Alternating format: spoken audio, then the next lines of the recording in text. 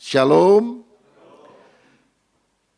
Saudara yang mengikuti doa ini baik di YouTube GBI Bethel maupun melalui Zoom 681 700 7000, yaitu Zoom dari Menara Doa Sinode Gereja Bethel Indonesia. Perlu saya beritahukan bahwa Menara Doa Sinode GBI berlangsung setiap hari Senin sampai Sabtu jam 4 pagi sampai jam 12 siang. Bergantian setiap 1 jam dan diharapkan setelah Natal dari 8 jam akan naik menjadi 16 jam dan setelah Paskah diharapkan bisa naik menjadi 24 jam sehari. Saya percaya kita perlu lebih banyak berdoa karena kalau kita bekerja kuasa kekuatan manusia saja yang bekerja, tapi kalau kita berdoa kuasa dan kekuatan Tuhan juga yang bekerja. Hari ini saya akan membagikan firman dengan judul Merindukan Kebangunan Rohani. Mazmur 126 ayat 1-6, saya bacakan demikian firman Tuhan. Nyanyian ziarah, ketika Tuhan memulihkan keadaan Sion, keadaan kita seperti orang-orang yang bermimpi. Pada waktu itu mulut kita penuh dengan tertawa dan lidah kita dengan sorak-sorai. Pada waktu itu berkatalah orang di antara bangsa-bangsa, Tuhan telah melakukan perkara besar kepada orang-orang ini. Tuhan telah melakukan perkara besar kepada kita. Mari kita bersukacita. Ayat 4, pulihkanlah keadaan kami ya Tuhan, seperti memulihkan batang air kering di tanah Negeb. Orang-orang yang menabur dengan mencucurkan air mata akan menuai dengan bersorak-sorai. Orang yang berjalan maju dengan menangis sambil menabur benih, pasti pulang dengan sorak-sorai sambil membawa berkas-berkasnya. Nyanyian ziarah ini ditulis oleh pemazmur karena dia memiliki pengharapan pada saat kekeringan, kegersangan sedang terjadi agar Tuhan memulihkan kondisi mereka.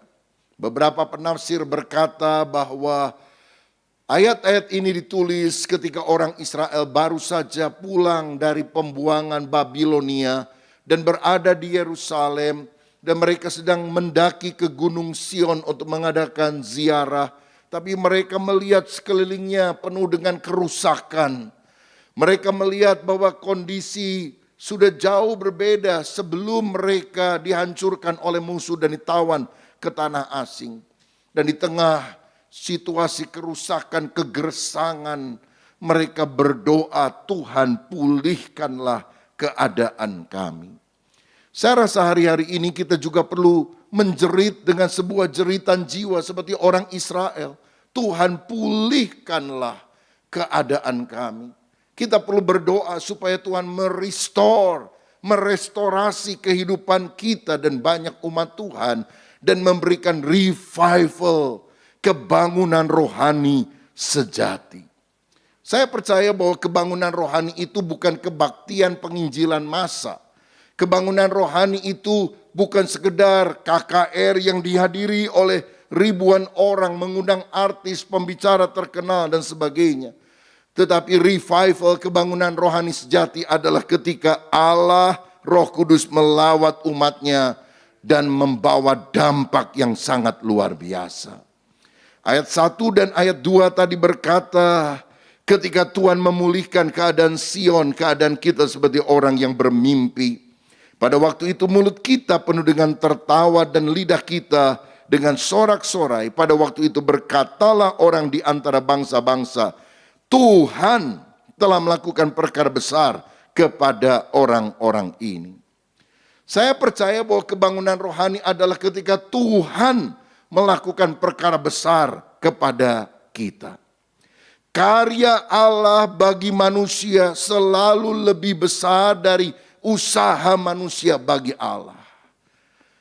Man's power sangat lemah, God's power sangat kuat. Itu sebabnya kita perlu merindukan lawatan Allah yang membalikkan kondisi yang ada. Sejarah mencatat beberapa contoh kebangunan rohani. Ketika murid-murid berhimpun 120 orang di loteng Yerusalem, mereka dalam kondisi menunggu, bertanya-tanya, bingung, karena Yesus baru naik ke sorga dan mereka tidak tahu langkah apa yang harus mereka lakukan. Tiba-tiba pada hari Pentakosta, tiupan angin kencang terjadi. Lidah-lidah seperti nyala api ada di atas mereka. Penuhlah mereka dengan Roh Kudus. Berkata-kata di dalam bahasa roh. Keberanian yang luar biasa muncul. Petrus berkhotbah dan 3.000 orang dibaptis, bertobat, gereja mula-mula berdiri. Itulah contoh revival yang pernah terjadi, yang kita juga harus rindukan. Bukan hanya ibadah rutinitas, kegiatan biasa, tapi Tuhan melawat umatnya. The Great Awakening yang melanda Amerika Serikat, melanda Inggris, Tuhan memakai Jonathan Edwards, Tuhan memakai George Whitefield dan hamba-hamba Tuhan yang lain, sehingga Inggris, Wales, Amerika, dan banyak daerah yang lain disapu oleh gelombang kebangunan rohani yang tidak pernah terpikirkan, karena memang Allah melangkah turun dari sorga dan melakukan lawatan yang luar biasa. Mel Tari, seorang penginjil Indonesia yang sekarang tinggal di Amerika Serikat, pernah menulis dalam bukunya tahun 1965, Soe di NTT, itu juga pernah mengalami revival. Karena pada waktu itu mereka merindukan kebangunan rohani karena mereka haus akan Tuhan. Ada sebuah gereja Protestan mengadakan pertemuan doa malam dan mereka doa, ada 200 orang berdoa. Mereka berdoa dari waktu ke waktu, tiba-tiba Tuhan melawat. Mereka tiba-tiba mendengar seperti suara angin kencang yang datang dalam pertemuan doa itu, tapi mereka tetap ada di tempat, seperti angin badai, saudara-saudara. Dan kemudian orang-orang yang tidak berdoa yang di luar gereja di daerah itu membawa kentongan, memukuli kentongan karena mereka lihat gereja itu terbakar. Jadi mereka seperti kalau sekarang sirine begitu, pakai kentongan dan orang-orang datang bawa air untuk mematikan, tapi waktu dekat mereka kaget karena mereka melihat dengan kasat mata gereja seperti terbakar, tetapi tidak ada yang hangus.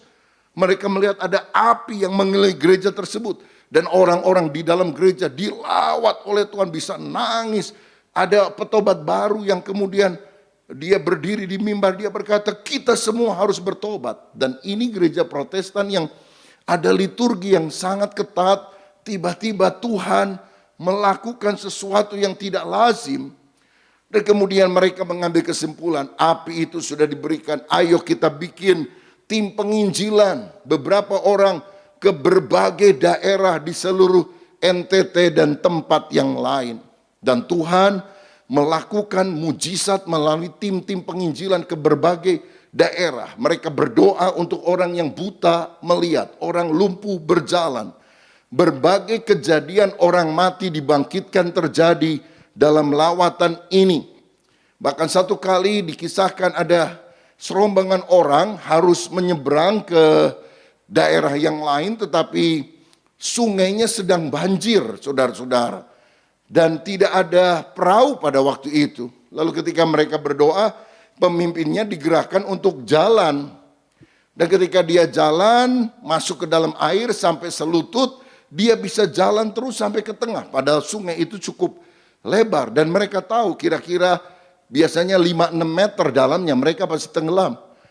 Jadi mereka berpikir mungkin pemimpin kita tidak sengaja menginjakkan kaki pada satu bagian sungai itu yang tidak dalam. Jadi mereka jalan semuanya bisa sampai ke ujung, saudara-saudara. Tapi ketika orang yang lain bukan dalam tim penginjilan yang juga kaget melihat hal ini dan mengikutinya, mereka tenggelam. Dan mereka harus berenang ke tepi. Ini pernah terjadi di Indonesia. Bahkan berkali-kali ketika mereka berdoa, karena mungkin daerah itu agak sulit anggur juga, saudara. Air biasa didoakan berubah jadi air anggur. Sampai sekarang ada gereja tempat peringatan lawatan Allah itu terjadi di Soe. Dan kita kemarin Sinode Gereja BT Indonesia baru meresmikan 3 gereja, gedung gereja yang baru di Soe. dan 2 gedung gereja yang baru di Sumba yang merupakan sumbangan daripada donatur-donatur anak-anak Tuhan yang membangunkan gereja yang sudah jemaatnya sudah 10 tahun lebih tapi nggak punya daya. Mereka mau bangun nggak punya duit. Dan mereka bersaksi, aduh kita seperti mimpi, kita nggak pernah mikir. Karena kita bilang pokoknya nggak usah ngapa-ngapain istilahnya ya. Karena kita tidak sumbang uangnya, saudara kita sumbang gedungnya sampai jadi. Pokoknya terima kunci saja. Dan kita kemarin melakukan peresmian itu. Saudara-saudara, lawatan-lawatan Tuhan semacam ini yang kita butuhkan. Bukan hanya untuk gereja lokal, tapi untuk Indonesia. Lawatan Tuhan kita harapkan. Apa yang akan terjadi? Apa dampaknya revival sejati? Orang akan menyadari dosa, hatinya akan hancur.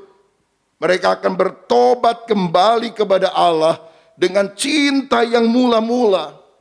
Mereka akan kembali dalam kehidupan yang kudus, berkobar-kobar untuk melayani dan bersaksi menuai jiwa-jiwa. Karenanya ayat 5 dan 6 tadi berkata, orang yang berjalan maju sambil menabur benih dengan mencucurkan air mata akan menuai dengan sorak-sorai. Itu bicara kerinduan supaya jiwa-jiwa juga diselamatkan. Kita akan lihat sebentar, apa sih cirinya orang yang mengalami kemunduran rohani, kegersangan rohani, sehingga kita perlu menjerit dari jiwa kita, Tuhan pulihkanlah kami. Pertama, ciri kegersangan rohani adalah mengabaikan persekutuan dengan Allah. Doa, baca Alkitab, makin lama makin jarang dilakukan oleh setiap pribadi. Masih mengaku Kristen, tapi relasi dengan Tuhan renggang. Kebaktian terasa hambar. Orang malas ke gereja. Bahkan pada masa pandemi sudah mulai surut. Dunia menyatakan Indonesia sudah dari PPKM 432 sekarang 1. Banyak orang masih enggan datang ke gereja. Saya merasa ada spirit yang berbeda sekarang. Bukan hanya orang takut kepada COVID, tapi kemalasan, kekeringan rohani sudah banyak melanda, bukan cuma anak-anak Tuhan, tapi pelayan-pelayan Tuhan. Yang dulu aktif, terlibat pelayanan, sekarang begitu takut, saudara. Saya mau bilang, ayo kita balik, kita butuh lawatan Tuhan di dalam kehidupan kita. Saudara, ada banyak orang yang gairahnya akan Tuhan turun. Tidak suka membicarakan perkara-perkara rohani. Yang dia ngomong tentang olahraga, tentang naik sepeda, tentang ini itu. Tidak salah. Tapi kalau itu sudah mengganti persekutuan dengan Tuhan, kita harus sadar kegersangan rohani. Itu sudah mulai terjadi. Ayo saudaraku kembali pada persekutuan dengan Allah. Yang kedua, ciri kemunduran rohani adalah mengabaikan kegiatan rohani. Kalau tadi relasinya dengan Tuhan yang mulai hambar, sekarang kegiatan rohaninya juga mulai pupus. Karena kegiatan duniawi sangat mendominasi kehidupan. Lebih pilih olahraga, hiburan, pekerjaan, hobi daripada Tuhan. Pikiran dan gaya hidupnya juga menjadi duniawi. Tidak lagi memikirkan perkara yang kekal, perkara yang di atas. Seperti dulu ketika kita jatuh cinta mula-mula kepada Tuhan. Saudara, saya mau bilang, bahkan setelah kita mulai jalan ibadah berbulan-bulan, bahkan dari tahun yang lalu hanya sebentar kita berhenti karena anjuran pemerintah PPKM. Sejauh yang saya tahu tidak ada satupun orang yang tertular di tengah ibadah. Karena anugerah Tuhan dan kita melakukan prokes ketat. Jadi apa alasannya? Menurut saya bukan sekedar takut COVID. Kemalasan, kegersangan rohani mulai melanda. Saya memanggil kita kembali kepada Tuhan, kepada pertobatan, kepada kasih yang mula-mula. Sadar kita sudah kehilangan relasi ini dengan Tuhan. Yang ketiga, ciri orang yang mengalami kegersangan, kemunduran secara rohani adalah mengabaikan kekudusan. Dulu begitu dosa langsung menyesal, menangis, bertobat. Karena dia pegang firman 1 Petrus 1 ayat 16. Tuhan bilang, sebab ada tertulis, kuduslah kamu sebab aku kudus. Dulu pegang ayat Ibrani 12 ayat 14. Kejarlah kekudusan, sebab tanpa kekudusan tidak seorang pun akan melihat Tuhan. Tapi kini perbuatan dosa, termasuk dosa dalam pikiran, tidak lagi menggelisahkan hati. Kita bergaul dengan pencemooh yang melecehkan perkara rohani, menyukai lelucon, jorok, dan sebagainya. Kerohanian sudah jauh. Ayo kita kembali kepada Tuhan. Kita merindukan kebangunan rohani. Yang terakhir, bagaimana supaya kebangunan rohani itu terjadi? Ingat, revival itu bukan pekerjaan manusia, tapi itu pekerjaan Allah. Dan dua hal ini yang kita harus alami. Pertama, hati yang rindu. Pemazmur berkata dalam Mazmur 42 ayat 2, seperti rusa yang merindukan sungai yang berair, demikianlah jiwaku merindukan Engkau. Pulihkanlah kami, seperti Engkau memulihkan batang air kering di tanah Negeb. Kalau kita rasa kerohanian kita kering, mari kita rindu kehadiran Tuhan, rindu lawatan Tuhan. Yesaya 44 ayat 3, sebab aku akan mencurahkan air ke atas tanah yang haus, dan hujan lebat ke atas tempat yang kering. Aku akan mencurahkan rohku ke atas keturunanmu, dan berkatku ke atas anak cucumu. Rindukan lawatan Roh Kudus. Yang kedua adalah hati yang berdoa. Dan umatku yang atasnya namaku disebut, merendahkan diri, berdoa, mencari wajahku, lalu berbalik dari jalan-jalan yang jahat. Aku akan mendengar dari sorga, mengampuni dosa mereka, serta memulihkan negeri mereka. 2 Tawarikh 7 ayat 14. Itu janji Tuhan bagi kita. Minta di dalam doa dengan segenap hati. Doa yang sungguh, doa yang luar biasa, mengerang. Karena merindukan kebangunan rohani, disertai puasa, ketekunan, kesungguhan. Minta bangsa-bangsa, termasuk bangsa Indonesia, itu mengenal Tuhan. Saudara, saya percaya pandemi ini tujuannya bagi kita bukan hanya sekedar bisa diatasi, tapi melalui pandemi hati orang dilunakkan sehingga mereka bertobat dan menerima keselamatan. Bukankah itu yang kita harus selalu doakan? Yesus pernah berkata, mintalah aku berikan kepadamu, mintalah supaya penuhlah sukacitamu. Sampai hari ini engkau belum meminta apa-apa. Ayo minta, kata Tuhan. Kamu tidak menerima apa-apa karena kamu tidak berdoa, kata Yakobus. Jadi kita perlu minta. Apa yang kita perlu minta? Lebih dari berkat materi. Minta revival, kebangunan rohani. Saya berdoa supaya setiap gereja lokal, jemaat ini, jemaat dimanapun berada, para pelayannya dijamah oleh Tuhan kembali. Jemaatnya dijamah kembali. Kita bukan lagi generasi rebahan yang cuma tidur-tiduran. Ini waktunya kita bangkit menuai jiwa-jiwa bagi Yesus. Tuhan Yesus memberkati kita semuanya. Berikan kemuliaan untuk Tuhan kita. Haleluya, haleluya. Bapa Sorgawi, hamba berdoa untuk setiap anak-anak-Mu, dimanapun kami berada yang mengikuti secara live streaming ataupun melalui video on demand.